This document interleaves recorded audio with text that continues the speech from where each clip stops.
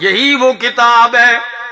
اللہ کے پاک پیغمبر کو پہلے دن ہی اللہ نے فرمایا میرا پاک پیغمبر اقرأ بسم ربک الذی خلق، پہلی وحی آئی قرآن پڑھ میرے پیغمبر، دوسری وحی میں بھی آیا یا ایھا المزمل قم اللیل الا قلیلا نصفہ او انقص منہ قلیلا او زد علیہ ورتل القرآن ترتیلا۔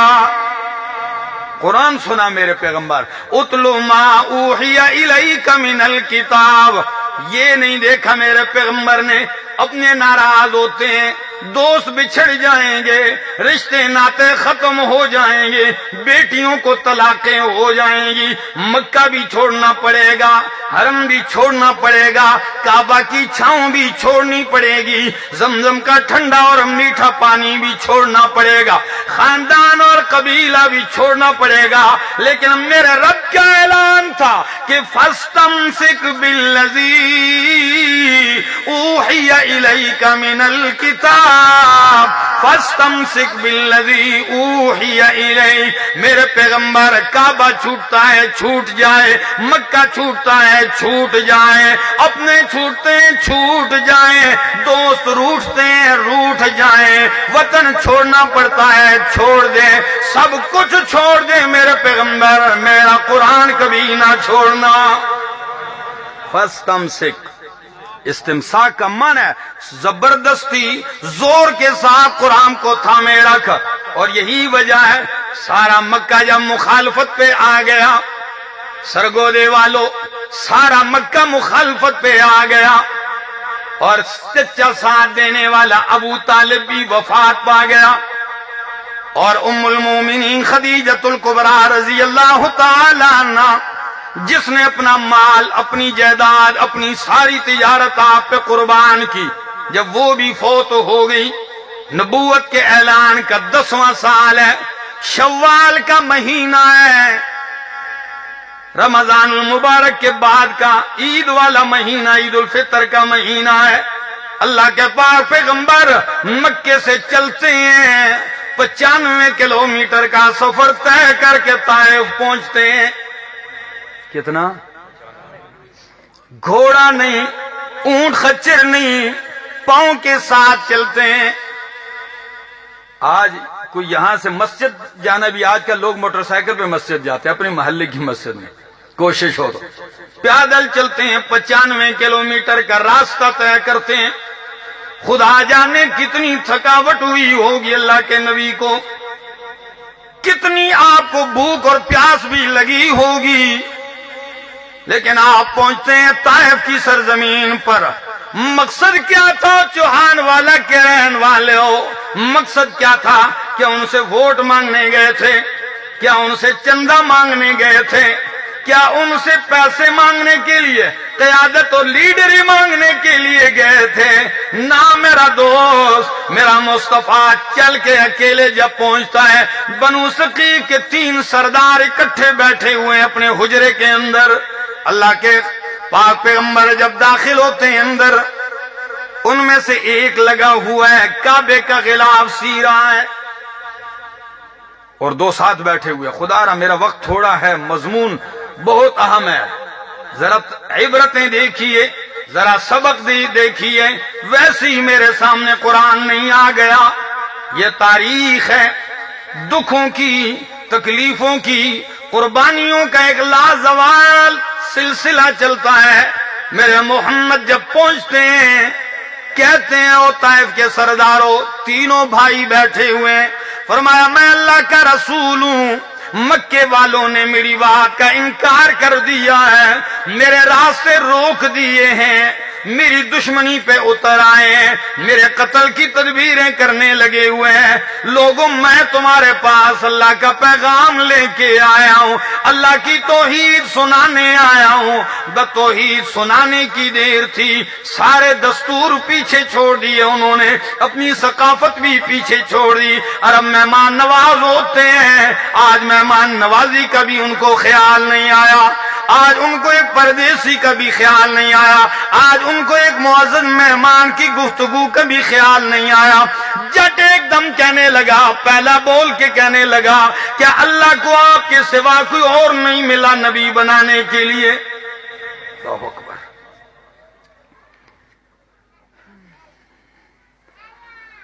دوسرا کہنے لگا لا اکلمک، میں تجھ سے بات بھی نہیں کرنا چاہتا۔ اور تیسرا کہنے لگا اخرج من بلدنا، نکل جا ہمارے شہر سے، میں کعبے کا غلاف تو چیر کے ٹکڑے ٹکڑے کر دوں گا مگر تجھے نبی نہیں مانوں گا۔ اللہ اکبر۔ جب یہ رویہ ہو لوگوں کا، جب لوگوں کی یہ حالت ہو، وہ اس وقت دل پہ کیا گزرتی ہوگی۔ نبی علیہ السلام نے فرمایا خیر ہے، تم نے جو کہا کوئی پرواہ نہیں ہے، خیر معاف کر دیتا ہوں، مگر میری درخواست سنیے، تم نہیں مانتے ہو نہ مانو، میں اس رعایا کو سمجھاؤں گا، اس غریب عوام کو سمجھاؤں گا، میرا راستہ نہ روکنا۔ اور یہ بڑی عجیب بات ہے، کتنی بہترین پیرائے میں کہ ہم بھی کہتے ہیں لوگوں اگر ہماری بات نہیں مانتے ہو رکاوٹ تو نہ بنو، کم از کم نہ مانو، آپ کی مرضی، راستہ نہ روکنا ہمارا۔ لیکن انہوں نے یہ بھی نہ مانی، پورا شہر سارا کھڑا کر دیا، پورا شہر اٹھا دیا، بچے کیا، بوڑھے کیا، جوان کیا، مرد اور عورتیں کیا، پتھروں کی بارش۔ علامہ ابن کثیر رحمہ اللہ البدایہ والنہایہ میں لکھتے ہیں، محمد ابن اسحاق مغازی کے امام لکھتے ہیں، تاریخ کے کیا لکھتے ہیں، 10 دن اللہ کے پاک پیغمبر طائف میں گزارتے ہیں، کتنے؟ 3 میل تک ہر جانب سے پتھر ہی پتھر ہیں، آپ کے سر کا خون پاؤں تک پہنچتا ہے، سارے کپڑے خون میں رنگین ہو جاتے ہیں۔ اور عجیب بات، کسی سیرت نگار نے خوبی تبصرہ کیا کہ لوگوں رجل غریب وحید بعید عن اہلہ ووطنہ، ایک بندہ ہو، پردیسی ہو، اجنبی ہو، خاندان سے بھی دور ہو، علاقے سے بھی دور ہو، اور سارا گاؤں ٹوٹ کے اسے مارنے لگ جائے، خون میں نہلا دے، اس کے دل پہ کیا گزرتی ہوگی؟ اکیلے تھے اللہ کے نبی، پورے شہر نے مارا پتھر، کیا گزری ہوگی؟ صحیح بخاری کی حدیث ہے، ام المومنین صدیقہ کائنات فرماتی ہیں میں نے پوچھا اللہ کے حبیب سے یا رسول اللہ کیا پر احد کے دن سے بھی زیادہ کوئی سخت دن گزرا ہے کہ نہیں؟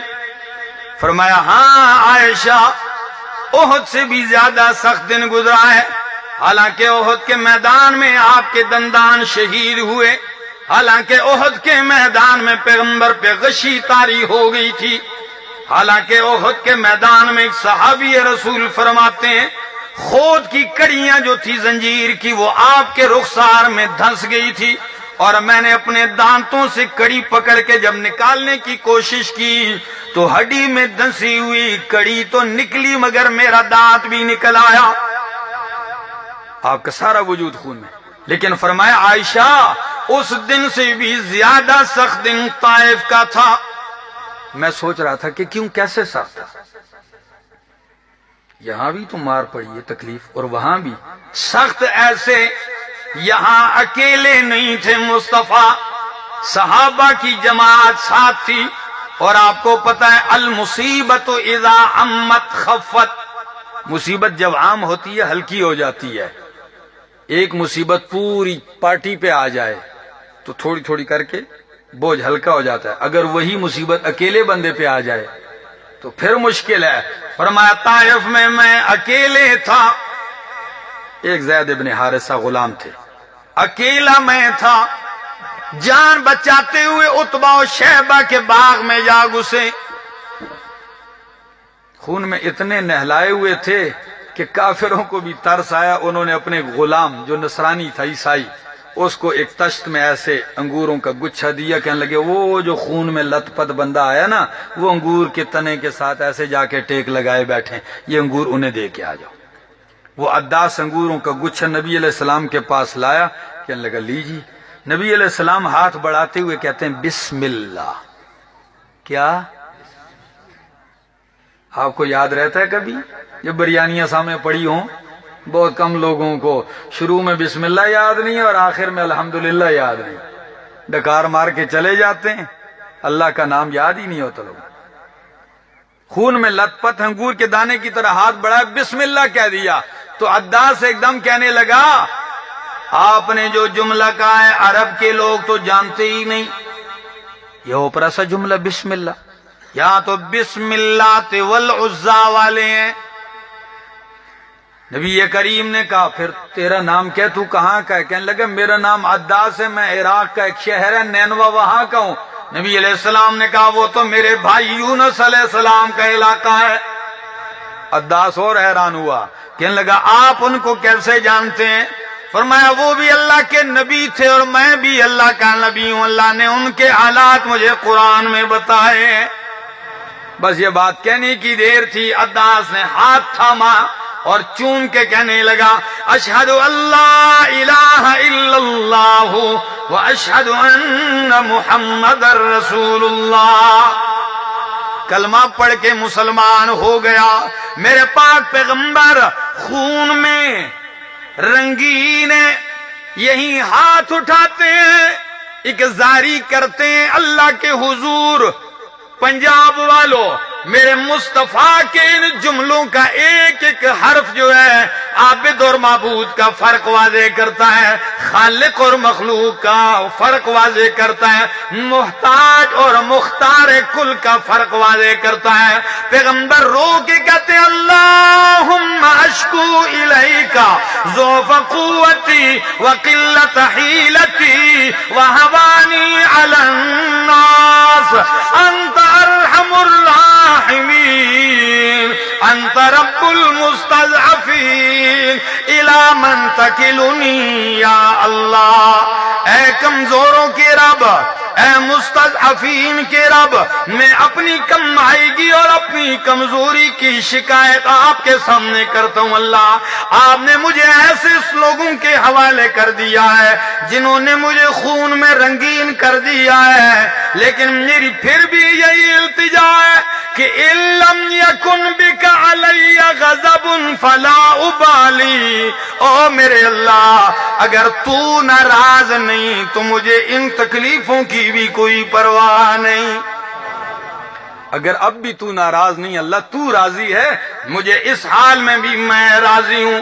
اور کسی شاعر نے خوب ترجمانی کی ہے کہ فَلَيْتَكَ تَحْلُو وَالْحَيَاةُ مَرِيرَةٌ فَلَيْتَكَ تَحْلُو وَالْحَيَاةُ مَرِيرَةٌ وَلَيْتَكَ تَرْضَىٰ وَالْأَنَامُ غِضَابٌ وَلَيْتَ الَّذِي بَيْنِي وَبَيْنَكَ عَامِرٌ وَبَيْنِي وَبَيْنَ الْعَالَمِينَ خَرَابٌ۔ کمال کے اشعار ہیں، کہتا ہے فَلَيْتَكَ تَحْلُو وَالْحَيَاةُ مَرِيرَةٌ، کاش کہ تو میرے لیے میٹھا ہو جائے، چاہے میری ساری زندگی کڑوی ہو جائے مجھے کوئی پرواہ نہیں۔ وَلَيْتَ الَّذِي بَيْنِي وَبَيْنَكَ عَامِرٌ، کاش کہ میرے اور تیرے تعلقات ٹھیک رہیں۔ وَبَيْنِي وَبَيْنَ الْعَالَمِينَ خَرَابُ، سارے جہان سے تعلق خراب ہو جائیں تو مجھے کوئی پرواہ نہیں ہے۔ اِذَا صَحَّ مِنْكَ الْوُدُّ فَالْكُلُّ هَيِّنٌ وَكُلُّ الَّذِي فَوْقَ التُّرَابِ تُرَابُ۔ اللہ جب تیری محبت مجھے مل جائے تو مجھے کوئی پرواہ نہیں ہے، اس مٹی پر جو کچھ ہے سب مٹی ہو جانا ہے۔ یہ آپ کی زاری تھی، اٹھتے ہیں، صحیح بخاری کے الفاظ ہیں، فرمایا جب آگے بڑھا فرشتہ ایک بادل کا ٹکڑا میرے سر پہ سایہ کیے ہوئے، جب میں نے سر اٹھایا جبریل ہیں، فرمایا السلام علیکہ یا رسول اللہ، سلام کیا، فرمایا اللہ نے آپ کی زاری بھی سن لی، قوم کی کا رویہ بھی دیکھ لیا، آپ کی حالت بھی دیکھ لیے، ھذا ملک الجبال، یہ میرے ساتھ پہاڑوں کا فرشتہ ہے، آپ اشارہ کر دے یہ پہاڑوں کو ٹکرا کے طائف والوں کو نیست و نابود کر دے گا، صفحہ ہستی سے مٹا دے گا، کچل کے رکھ دے گا۔ میرے نبی نے اس وقت فرمایا اللہ بل ارجو ان یخرج اللہ من اصلابہم من یعبد اللہ وحدہ ولا یشرک بہ شیئا۔ اللہ میں اب بھی یہی چاہتا ہوں، یہ نہیں مانتے ان کی نسلوں میں سے ایسے پیدا کر دے جو تیری عبادت تیری وحدانیت کے ساتھ کریں، توحید کے ساتھ تیری عبادت کریں۔